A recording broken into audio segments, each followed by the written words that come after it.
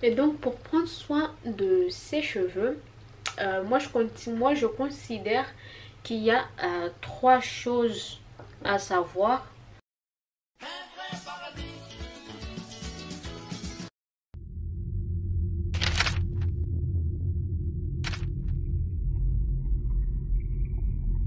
Gigi Wagnou, j'espère que vous allez bien. On se retrouve aujourd'hui pour une nouvelle vidéo. Dans la vidéo, je vais me faire un petit afro, mais tout en faisant une vidéo un peu constructive. Donc on va commencer. Je vais le faire par section, sinon je risque d'en avoir pour un bon moment. Je vais d'abord démêler au doigt. Enfin, je démêle grossièrement et après je prendrai le peigne.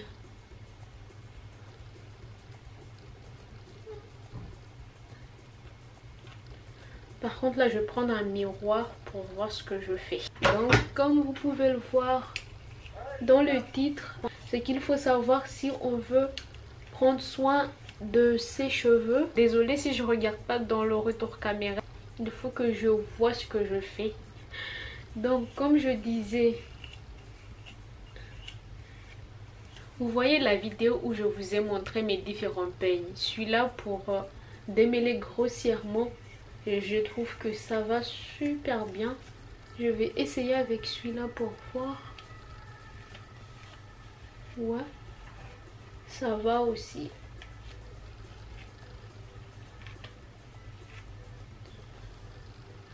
Et donc pour prendre soin de ses cheveux, moi je considère qu'il y a trois choses à savoir.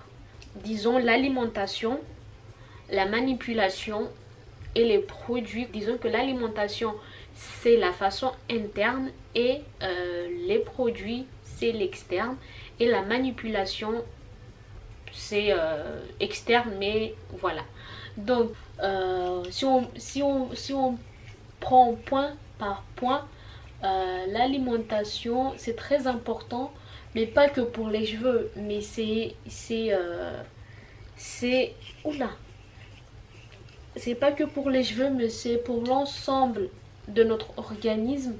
Donc manger sainement c'est bon pour la santé, et donc dans la santé comprend la partie santé capillaire, aussi la santé des cheveux. Donc avoir une bonne alimentation, on a plus de chance, on a plus de chance d'avoir des beaux cheveux, d'avoir des cheveux en bonne santé, d'avoir les cheveux plus hydratés. C'est pour ça qu'on vous dit qu'il faut boire 1,5 litre. Enfin ça dépend de la personne. Et alors pour savoir combien de litres d'eau il vous faut par jour, faites ce calcul, vous saurez. Donc il faut boire de l'eau.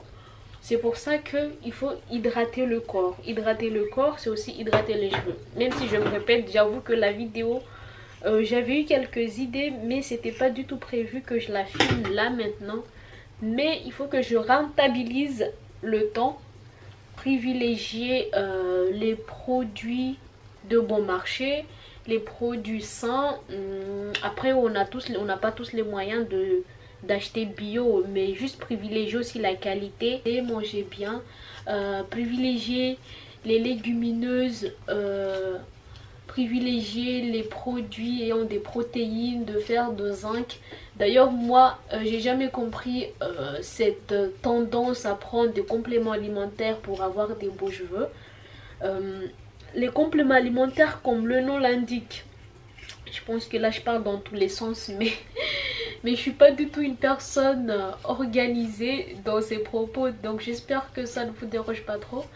Donc quand on parle de compléments alimentaires, comme le nom l'indique, c'est un complément. Déjà pour prendre des compléments alimentaires, il faut être en carence de quelque chose, en carence en vitamines, en carence en nutriments, disons. Donc déjà pour le savoir, il faut faire un bilan de santé générale. Après on voit si on a des carences, et de là on prend des compléments alimentaires. Mais ça sert à rien, c'est juste des effets placebo. C'est juste des effets placebo, de la marketing. Parce que c'est sûr que quand on voit toutes les vidéos qui circulent sur YouTube, comment faire pousser les cheveux, comment faire ceci, cela pour avoir les cheveux longs, quelle potion magique pour avoir les cheveux longs, bah c'est sûr que dans l'industrie capillaire, ils vont en profiter et vous proposer des produits qui en effet ça ne marche pas, ça ne marche pas. C'est juste que le secret c'est la régularité, les soins et voilà. Privilégier une alimentation saine, faites du sport. En fait, c'est juste avoir une bonne hygiène de vie. Quand on a une bonne hygiène de vie, bah les cheveux aussi en profitent. Parce que les cheveux, quand on mange sainement, tous les nutriments qu'on mange, qu'on ingurgite, ils sont repartis partout dans notre corps, dans les organes qui en ont besoin. Donc les cheveux n'en font pas du tout partie, mais c'est quand tous les nutriments sont repartis dans les organes et le reste, ça va vers les cheveux. Mais comme vous mangez sainement, c'est sûr qu'il y aura plus de reste, donc ça va repartir sur les cheveux. Mais si vous mangez n'importe comment, qui ne sont pas riches en nutriments, et donc les quelques nutriments que vous allez manger, ils seront repartis dans votre corps. Déjà, il n'y en aura pas assez pour votre organisme et encore moins pour vos cheveux. Donc, mangez sainement. Et après, la deuxième chose que je voulais aborder, c'est au niveau de la manipulation. Ça aussi, c'est important. Parce que moi... parce que les cheveux ils poussent, même s'ils poussent 0,002 cm par mois, ils poussent quand même, ils poussent. Donc si vous faites attention à ce que vous faites, à ce que vous utilisez, vous êtes régulière dans vos soins, c'est sûr et certain, vos cheveux ils vont pousser encore meilleur, ils vont, et surtout, mince, j'avais oublié. Et surtout, c'est pas qu'ils vont pousser parce qu'ils poussent, mais la longueur sera visible parce que vous aurez la bonne technique de manipulation et donc la rétention de longueur sera toujours retenue.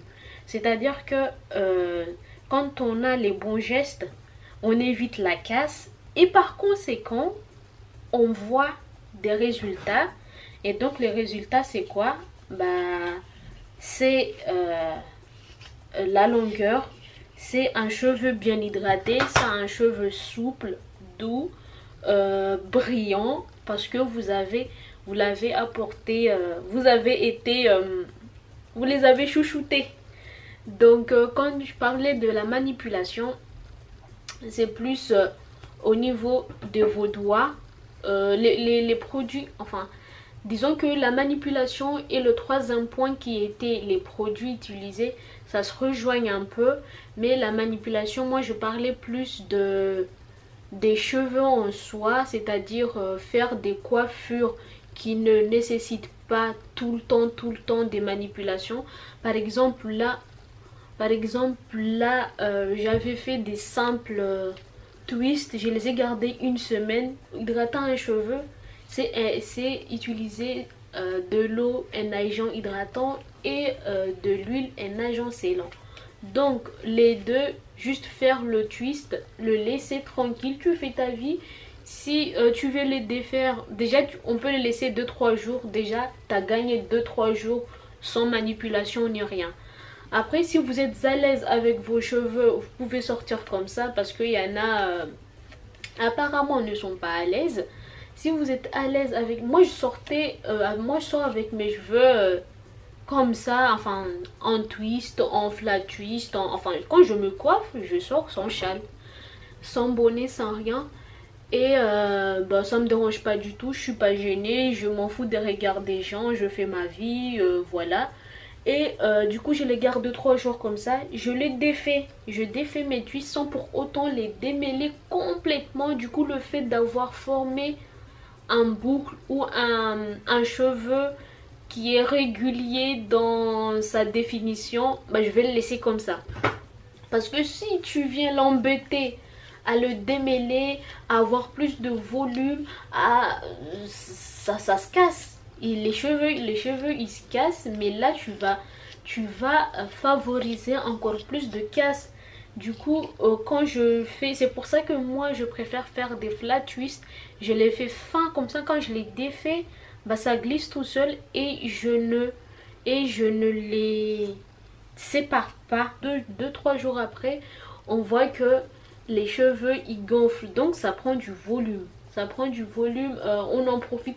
Franchement, quand on fait des twist out, des braid out, des tout ce qui est en out, c'est plus volumineux les jours qui suivent après les avoir défaits que le premier jour. Le premier jour c'est tout plat, c'est tout.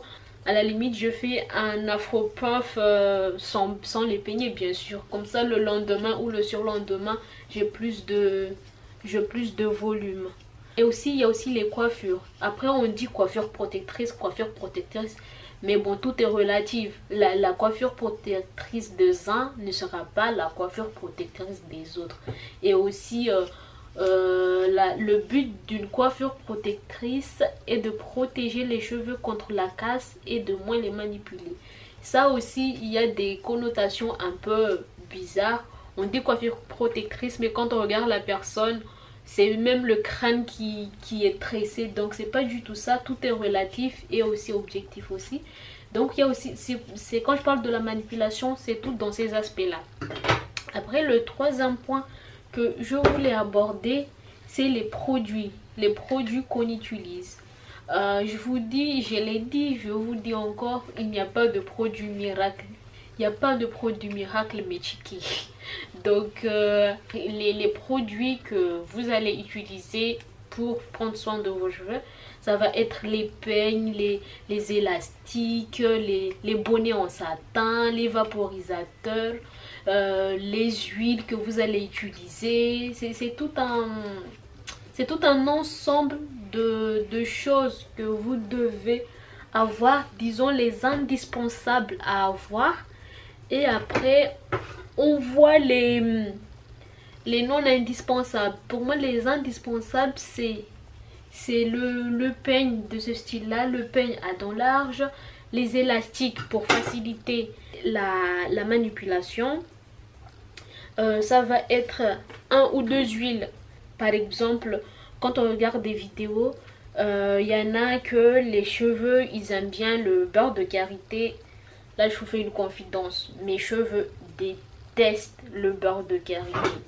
Mes cheveux ils détestent ça.